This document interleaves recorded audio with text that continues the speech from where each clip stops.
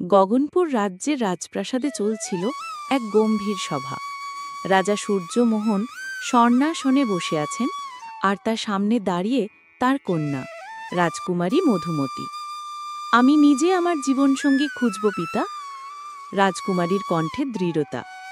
পুরো সভামণ্ডপ নিস্তব্ধ। রাজা প্রথমে বিস্মিত, পরে গম্ভীরভাবে উপদেষ্টাদের দিকে তাকিয়ে বলেন, এ চাটুকারতা নয়, সাহস। ঠিক আছে, যাও, ঈশ্বর তোমার সহায় হন। তিনি উঠে দাঁড়িয়ে মধুমতির মাথায় আশীর্বাদের হাত রাখেন। দৃশ্য ৬ থেকে ১০। যাত্রা শুরু। পরের দিন মধুমতি রাজজীবন ত্যাগ করে, সাধারণ ভ্রমণ পোশাক পরে, নিজের অলংকার খুলে রাখে। ভোরের আলোয় প্রাসাদের আঙিনায় এক দাসী ও এক প্রহরী কাঁদতে কাঁদতে বিদায় জানায়। রাজা প্রাসাদের বারান্দা থেকে উদ্বিগ্ন চোখে দেখেন মধুমতি ঘোড়ায় চড়ে সেতু পেরিয়ে দূর অরণ্যের দিকে রওনা হয়েছে। সূর্য উঠছে আর এক রাজকন্যার পথচলায় শুরু হচ্ছে। দৃশ্য ১১ থেকে ১৭। বীরপুর, শক্তির রাজ্য। মধুমতি এসে পৌঁছায় বীরপুর রাজ্যে। সেখানে সবাই শরীরচর্চায় ব্যস্ত। ছোটরা স্কোয়াট করছে, বড়রা তলোয়ার চালাচ্ছে। রাজপ্রাসাদে রাজা বীর কুমার, এক মাংসপেশিতে ঠাসা যুবক, মধুমতির প্রস্তাবে হেসে ওঠেন। বুদ্ধিমত্তা দিয়ে কি রাজত্ব চলে রাজকন্যা? দেখো, এ আমার চ্যাম্পিয়ন। মধুমতি চোখ তুলে বলেন, তাহলে দেখা হবে কুস্তিতে। তিনি চ্যালেঞ্জ গ্রহণ করেন আর রওনা দেন উপযুক্ত প্রতিযোগী খুঁজতে। পথেই তিনি কাশিম নামের এক সদা হাস্যময় যুবককে খুঁজে পান। দৃশ্য ১৮ থেকে ২২। কুস্তির রাজ্যে যুক্তির জয়। কাশিমের গায়ে মাংস নেই, হাতে বই।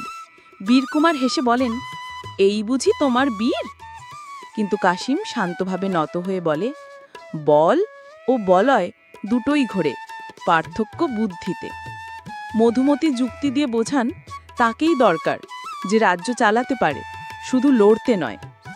বীরকুমার শেষে হাসতে হাসতেই পরাজয় মেনে নেন। দৃশ্য ২৩ থেকে ২৮। পড়াশোনার অত্যাচারিত রাজ্য।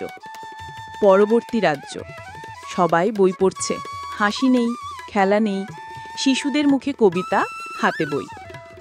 এক শিক্ষকের সামনে গিয়ে মধুমতি প্রশ্ন করেন, শিল্প নেই? গান, ছবি কিছুই না? তিনি এক স্ক্রোল ও রঙের বাক্স হাতে শাহিদ রাজার প্রাসাদে যান। বিশাল লাইব্রেরিতে বসে থাকা রাজা শাহিদ শিল্প শিক্ষাকে অবহেলা করেন। দৃশ্য ২৯ থেকে ৩১। সোনার পাহাড়ে আলো ফোটে। মধুমতি রাজাকে প্রাসাদের ছাদে নিয়ে যান। সূর্যোদয়ের পূর্বে তিনি পূর্ব দিকে ইঙ্গিত করেন। সোনার পাহাড় আলোর ছোঁয়ায় দীপ্ত হয়। রাজার চোখ ভিজে ওঠে। তুমি চোখ খুলে দিলে কন্যা। দৃশ্য ৩২ থেকে ৩৫। নিজের খোঁজে, আশা ও হাসি। মধুমতি আবার পথ ধরেন।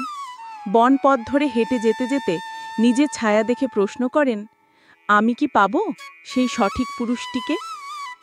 অবশেষে তিনি পৌঁছান একটি প্রাণবন্ত গ্রামে।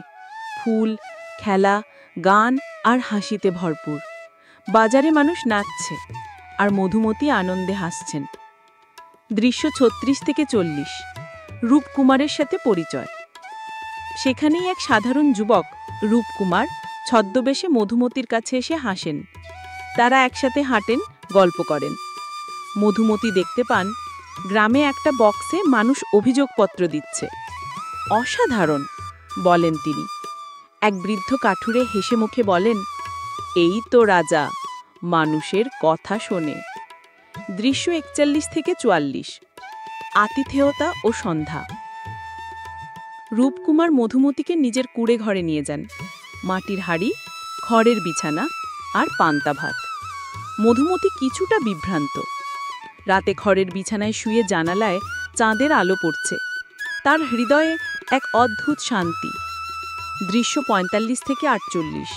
পরিচয় প্রকাশ। সকালে তিনি খড়ের নিচে হারানো সোনালি চুলের ক্লিপ খুঁজে পান।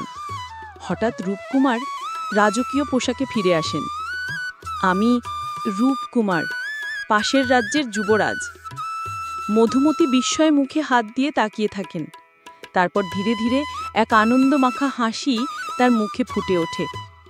দৃশ্য ৪৯ থেকে ৫০। বিয়ে ও সমাপ্তি। সব বাধা অতিক্রম করে মধুমতি ও রূপকুমার একসাথে ঘোড়ায় চড়ে সবুজ উপত্যকা পেরিয়ে যান। রাজপ্রাসাদের দরজা খুলে যায়, আতশবাজি